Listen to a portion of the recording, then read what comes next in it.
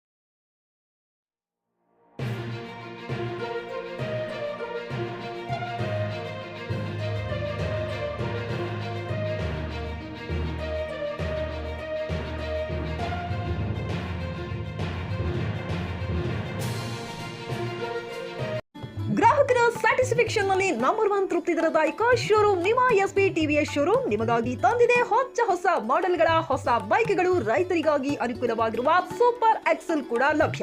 ಹಾಗಿದ್ರೆ ಹಿಂದೆ ಭೇಟಿ ನೀಡಿ ಎಸ್ಪಿ ಟಿವಿಎಸ್ ಶೋರೂಮ್ ಮಾಲೀಕರು ಲೋಕೇಶ್ ಆರ್ಜಿ. ಹೆಚ್ಚಿನ ಮಾಹಿತಿಗಾಗಿ ಸಂಪರ್ಕಿಸಿ 8494951009, ನಾಗಲಕ್ಷ್ಮಿ ದಾಬಾ ಹತ್ತಿರ, ಗುಲ್ಬರ್ಗಾ ರೋಡ್, ಹುಮರಾಬಾದ್.